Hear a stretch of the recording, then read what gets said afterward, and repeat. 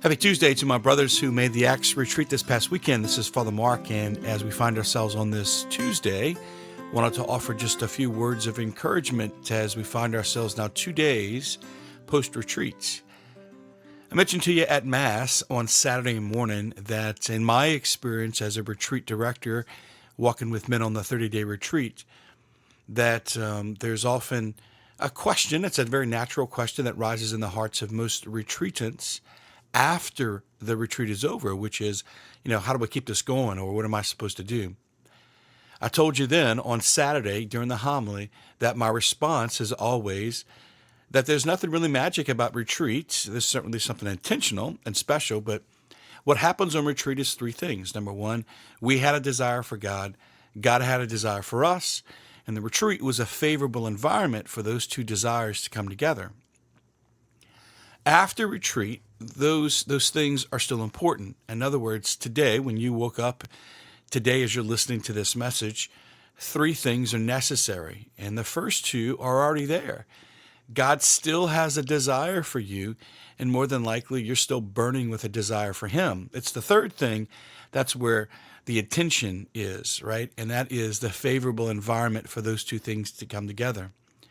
Just like the retreat was created so that you would have a favorable environment for your desire for God and His desire for you to land in your heart, it's also important that now you create a favorable environment in your life so that God's desire for you and your desire for God can continue to flourish.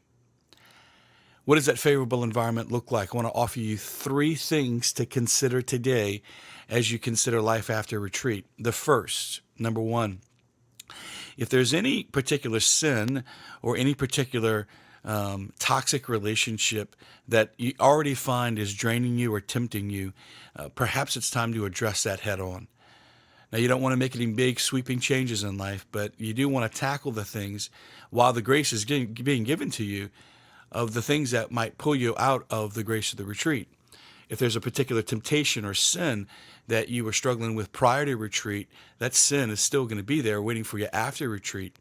But now might be the time to take some swift action to remove the temptation from your life in regards to sin. If there's a toxic relationship or toxic situations in your life and they just keep bringing you down, then you want to be very discerning on how you respond to that, but you also don't want to let those relationships distract you and to, you might say, steal the grace of the retreat.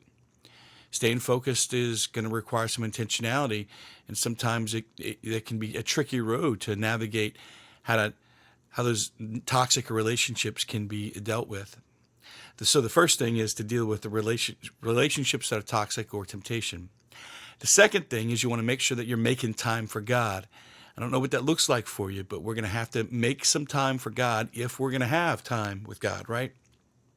Might be a little extra time in the morning, maybe a little extra time during lunch or after dinner. Maybe it's a little extra time of silence or fasting from technology, screens and phones and tablets and all the other stuff. But we're going to have to make time for God. That's part of the favorable environment.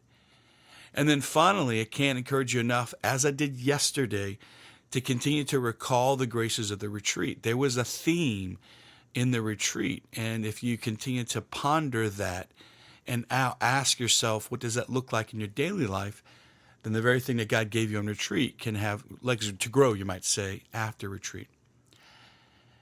If we're going to create a favorable environment after the retreat weekend, we need to make sure that we remove the negative things in our life, make sure that we create time for the positive things in our life, and make sure that we continue to stay focused on what God is asking us to stay focused on.